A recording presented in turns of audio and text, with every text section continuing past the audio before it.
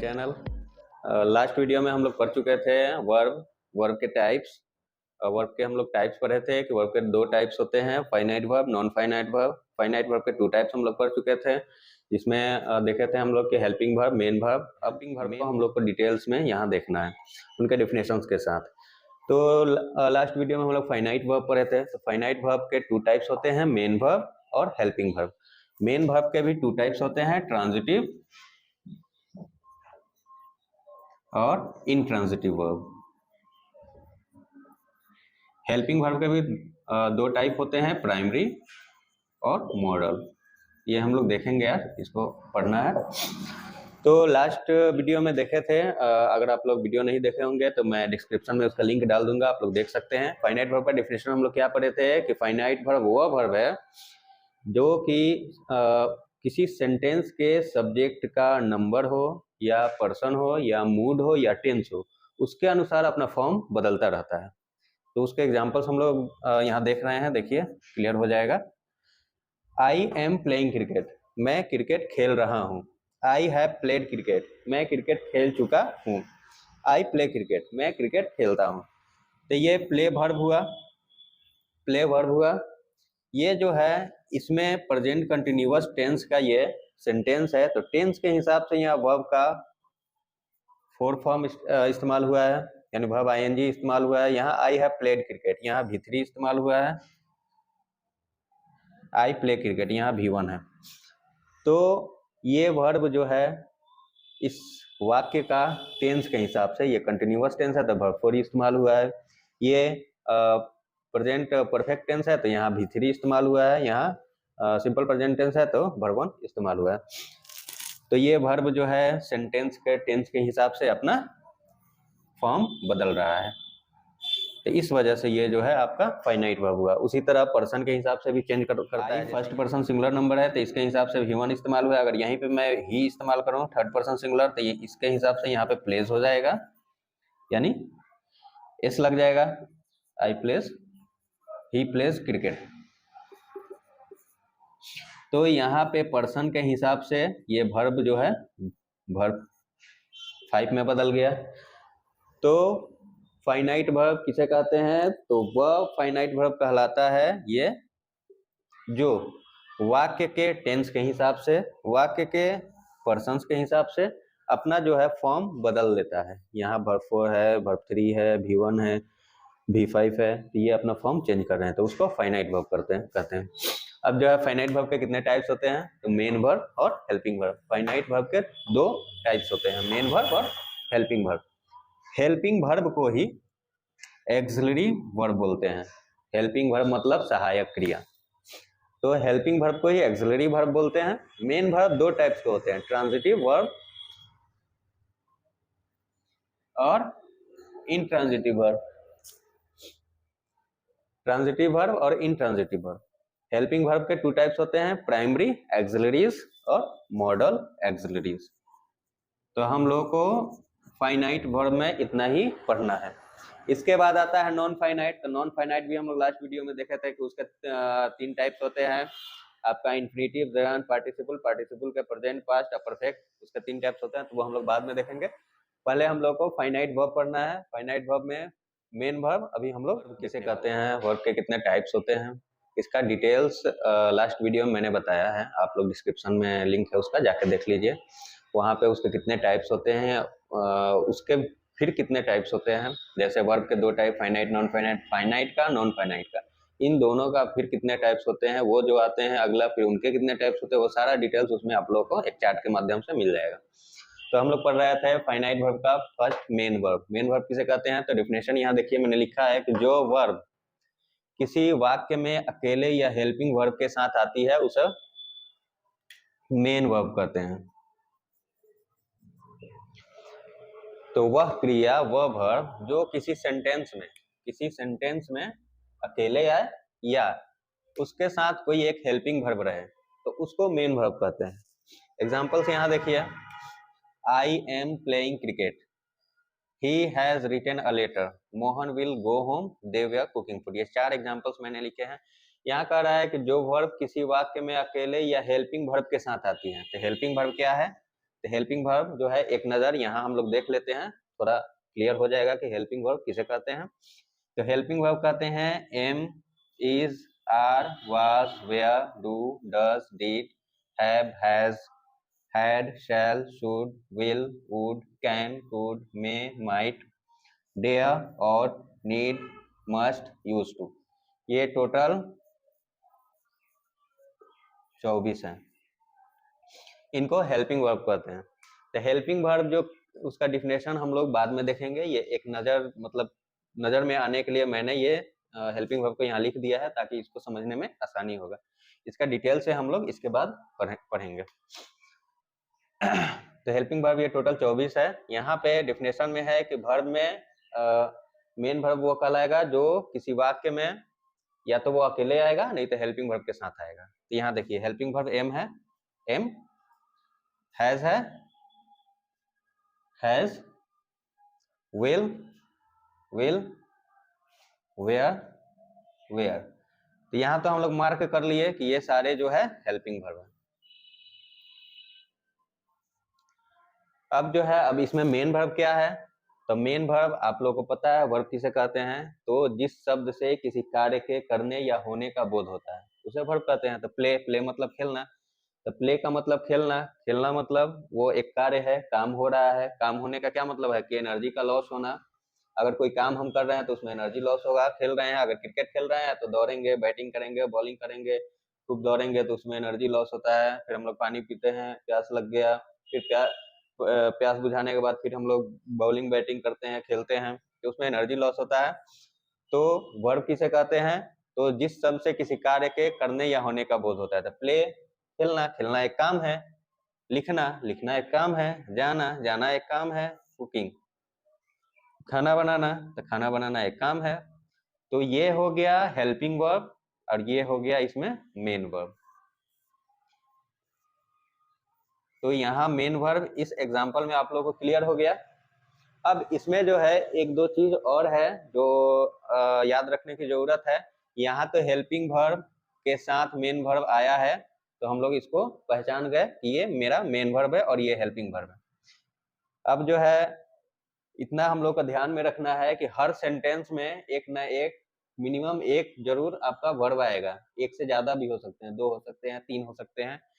तो किसी सेंटेंस में कम से कम एक वर्ब का होना एकदम जरूरी है। अगर उसमें एक वर्ब नहीं है मिनिमम, तो वो सेंटेंस मेरा इनकम्प्लीट है। तो इसमें 2 वर्ब है। अब देखिए यहाँ पे आई एम अ बॉय, मैं एक लड़का हूँ।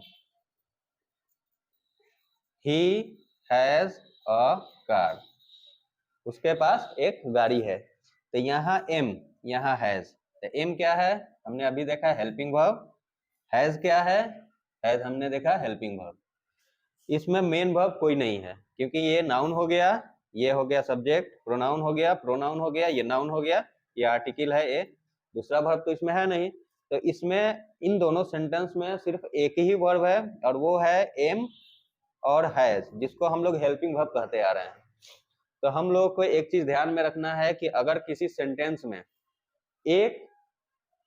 सेंटेंस में एक वर्ब आ रहा है, एक से अधिक आ रहा है, तो अगर किसी वाक्य में एक वर्ब आ रहा है, वो चाहे हेल्पिंग वर्ब हो या मेन वर्ब हो, हम उसको जो है नियमानुसार मेन वर्ब कहेंगे। Main verb. तो इन वाक्यों में आई एम प्लेइंग क्रिकेट, तो यहाँ 2 वर्ब है, एम और प्लेइंग। एम हो गया हेल्पिंग वर्ब और ये प्लेइंग हो गया मेन वर्ब। हैज हो गया यहाँ हेल्पिंग वर्ब, रिटर्न हो गया मेन वर्ब। विल हो गया हेल्पिंग वर्ब, गो हो गया मेन वर्ब। वेयर हो गया हेल्पिंग वर्ब और कुकिंग हो गया मेन वर्ब। और इन दोनों वाक्यों में ये एम जो है यहाँ, ये तो हेल्पिंग वर्ब होता है, लेकिन चूंकि इस सेंटेंस में सिर्फ एक वर्ब का इस्तेमाल हुआ है, तो ये इस सेंटेंस का मेन वर्ब कहलाएगा। एम जो है मेन वर्ब हुआ यहाँ पे। ही हैज अ कार, इस वाक्य में भी सिर्फ एक ही वर्ब का इस्तेमाल हुआ है जो कि हेल्पिंग वर्ब से उठा है, हैज। तो इस वाक्य में चूंकि एक ही वर्ब है, दूसरा कोई वर्ब नहीं है, तो हैज जो है वो आपका यहाँ मेन वर्ब हुआ। तो इसका कुछ रूल्स है, 2-3 पॉइंट है, वो आप लोग को ध्यान में रखना है। वो क्या है कि अगर किसी वाक्य में किसी वाक्य में दो या दो से अधिक, तीन भी आ सकता है, वर्ब होता है, तो लास्ट वाला, ये लास्ट वाला वर्ब है, दो है एम और प्लेइंग, तो लास्ट वाला वर्ब मेरा मेन वर्ब होता है। ये एक नंबर पे इस्तेमाल हुआ है इस वाक्य में। इसके बाद हुआ है प्लेइंग, इसके बाद तो कोई वर्ब है नहीं, तो प्लेइंग लास्ट में है, तो ये मेरा मेन वर्ब हुआ। इसमें रिटर्न मेन वर्ब हुआ, इसमें गो मेन वर्ब हुआ, इसमें कुकिंग मेन वर्ब हुआ, क्योंकि ये लास्ट में है। तो सिंपली याद रखना है कि अगर किसी वाक्य में दो या दो से अधिक, दो हो, तीन वाला जैसे देख लेते हैं, I have been playing cricket, तो यहाँ पे हैव हो गया आपका, बीन हो गया और प्लेइंग हो गया, तो यहाँ पे तीन वर्ब का इस्तेमाल हुआ है। तो लास्ट वाला वर्ब प्लेइंग है, तो ये मेरा मेन वर्ब हुआ। इसके बाद जो बचता है दो, बीन और हैव, ये मेरा हेल्पिंग वर्ब हुआ। अब आप कहिएगा कि बीन तो इसमें है नहीं, ये 24 को हेल्पिंग वर्ब है, तो ये जो बी होता है, बी मतलब होना, इसी से ये प्रेजेंट पार्टिसिपल फॉर्म है, और इसी से ये बना है बीन पास्ट पार्टिसिपल। बी का ही present form am is are होता है, बी का ही पास्ट फॉर्म वाज वेयर। तो आप लोग यहाँ देख लिए कि बी से ही बीन बना है, और बी जो है, बी का present form am is are और पास्ट फॉर्म वाज वेयर होता है, तो ये भी जो है आपका हेल्पिंग वर्ब है। तो इस सेंटेंस में यहाँ तीन वर्ब का इस्तेमाल हुआ है, हैव और been playing, have been playing, तो लास्ट में वर्ब है प्लेइंग, तो प्लेइंग मेरा मेन वर्ब हुआ। अब बाकी जो दो बचा वो मेरा हेल्पिंग वर्ब हुआ। उसी तरह लास्ट में यहाँ प्लेइंग है लास्ट वर्ब, तो प्लेइंग मेन वर्ब, बाकी जो कौन बचा, तो एगो बचा एम, ये मेरा हेल्पिंग वर्ब। तो किसी भी सेंटेंस में दो या दो से अधिक वर्ब का इस्तेमाल होता है, तो लास्ट वाला वर्ब जो है वो मेरा मेन वर्ब होता है, और उसके अलावा जितने वर्ब बचे वो आपके हेल्पिंग वर्ब कहलाएंगे। और जो है ये हेल्पिंग वर्ब अगर किसी सेंटेंस में अकेले आ रहे हैं, उसके साथ कोई दूसरा मेन वर्ब नहीं है, तो ये हेल्पिंग वर्ब उसमें मेन वर्ब बन जाते हैं। जैसे यहाँ हमने देखा आई एम अ बॉय, मैं एक लड़का हूँ, तो इसमें एम के अलावा कोई दूसरा वर्ब नहीं है, क्योंकि ये सिंगल है, अकेले है, तो अकेले कोई वर्ब हो, वो हेल्पिंग हो या मेन हो, अगर अकेले सिंगल आया तो उसको हम मेन वर्ब कहेंगे। तो एम मेन वर्ब हुआ, हैज मेन वर्ब हुआ। ये जो है वर्ब आपका main verb helping verb sentence में कहाँ कैसे इस्तेमाल हो रहा है उसके अनुसार हम लोग सिलेक्ट करेंगे। तो इसके दो रूल्स आप लोग को हमेशा ध्यान में रखना है कि अगर किसी वाक्य में वर्ब दो या दो से अधिक आ रहा है, तो लास्ट वाले वर्ब को ही हम लोग मेन वर्ब कहेंगे, और बाकी उसके पहले जो भी है, दो हो एक हो, जो बच गया उसको हम लोग हेल्पिंग वर्ब कहेंगे। और हेल्पिंग वर्ब अगर किसी वाक्य में अकेले इस्तेमाल हुआ है, जैसे यहाँ है, तो उसको जो है मेन वर्ब कहेंगे। जैसे एक दो एग्जांपल यहाँ देख लीजिए।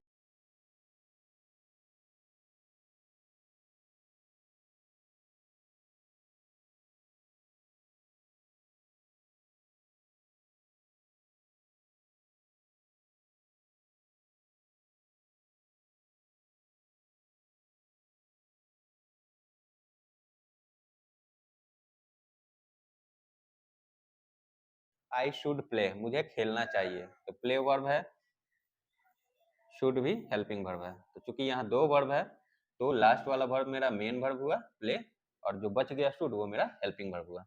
उसी तरह he was a rich man, वह एक धनी व्यक्ति था, पहले का बात कर रहे हैं। तो इसमें जो है ही तो प्रोनाउन हो गया, ए आर्टिकल है, रिच जो है एडजेक्टिव हुआ, मैन जो है नाउन है, इसमें वर्ब एक ही आ रहा है वाज, और वो हेल्पिंग वर्ब है। तो चूंकि सिंगल अकेले इस्तेमाल हो रहा है हेल्पिंग वर्ब, तो यहाँ पे हेल्पिंग वर्ब जो है वो मेन वर्ब कहलाएगा, तो यहाँ ये मेन वर्ब हुआ। उसी तरह he will have a car, उसके पास एक कार होगा, ठीक है।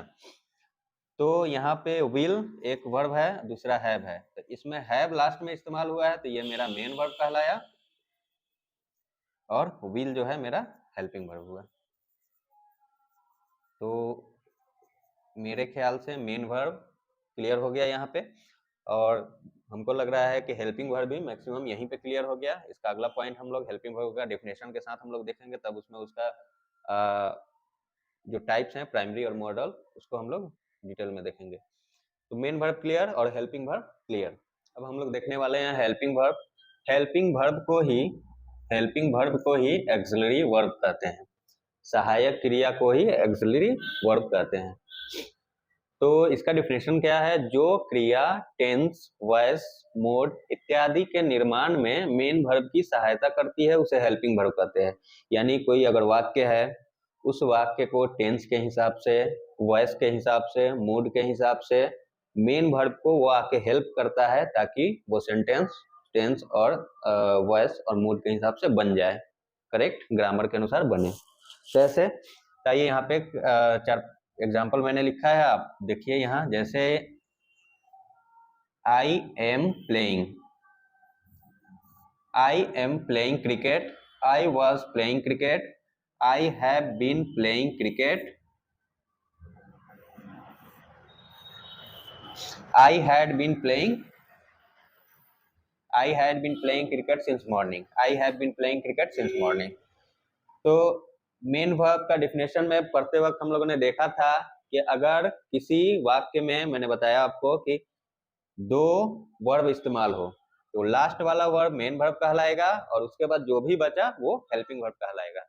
तो आई एम प्लेइंग क्रिकेट, तो मेन वर्ब प्लेइंग है, तो प्लेइंग मेन वर्ब और एम जो है मेन वर्ब को छोड़ के एक और वर्ब है वो क्या है? एम। तो एम आपका हेल्पिंग वर्ब हो गया। आई वॉज प्लेइंग क्रिकेट, तो प्लेइंग मेन वर्ब और वॉज जो है helping verb. I have been playing cricket since morning, तो प्लेइंग मेन वर्ब, हैव और बीन ये दोनों आपका helping verb. I had been playing cricket since morning, तो मेन वर्ब प्लेइंग, बीन और हैड जो है वो आपका हेल्पिंग वर्ब हुआ। अब देखिए, अब यहां से जो है थोड़ी देर के लिए सपोज सारे हेल्पिंग वर्ब को मैंने मिटा दिया, खत्म।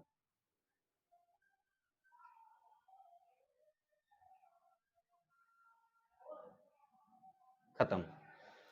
I playing cricket, I playing cricket, I playing cricket since morning, I playing cricket since morning. तो ये सेंटेंस जो है पूरा आधा अधूरा है।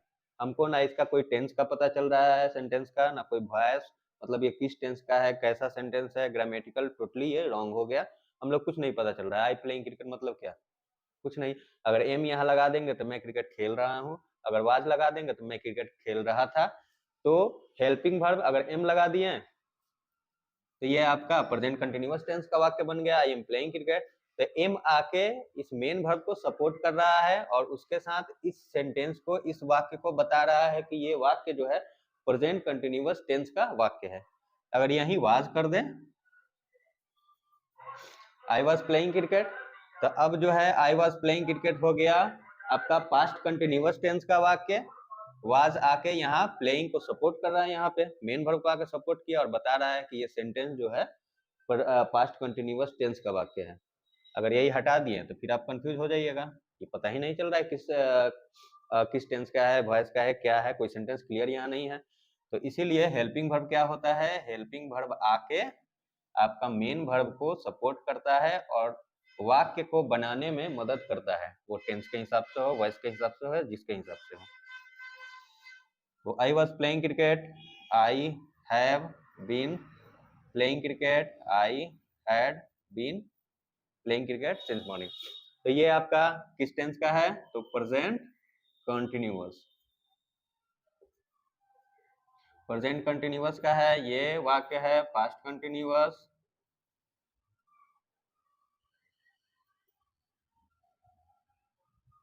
कंटिन्यूअस ये आपका है प्रेजेंट परफेक्ट कंटिन्यूअस और ये आपका है पास्ट परफेक्ट कंटिन्यूअस। तो ये सारा खेल यहाँ पे हेल्पिंग वर्ब का है। हेल्पिंग वर्ब हम हटा दिए थे तो पता नहीं चल रहा था, और यहाँ हेल्पिंग वर्ब लगा है तो ये आपका प्रेजेंट कंटिन्यूअस। इसी को हटा के अगर वाइज कर देते हैं तो यही आपका पास्ट में चला जाएगा, पास्ट कंटिन्यूअस हो जाएगा। तो डिफिनेशन के हिसाब से आप लोगों को क्लियर हो जाना चाहिए कि जो क्रिया टेंस, वॉइस, मूड इत्यादि के निर्माण में मेन वर्ब की सहायता करता है उसे हेल्पिंग वर्ब कहते हैं। तो कैसे सहायता करता है? तो मेन वर्ब प्लेइंग हो गया, इसको आके एम सहायता कर रहा है और बता रहा है कि ये वाक्य जो है टेंस के हिसाब से आपका प्रेजेंट कंटिन्यूअस में बना है। ये वाक्य जो है वाज आके बता रहा है कि ये वाक्य जो है टेंस के हिसाब से पास्ट कंटिन्यूअस में बना है, मेन वर्ब को हेल्प कर रहा है। उसी तरह हैव बीन आ गया, ये दोनों आके सपोर्ट कर रहे हैं प्लेइंग को कि ये सेंटेंस जो है, ये वाक्य जो बना है ये आपका प्रेजेंट परफेक्ट कंटिन्यूअस टेंस का बना है।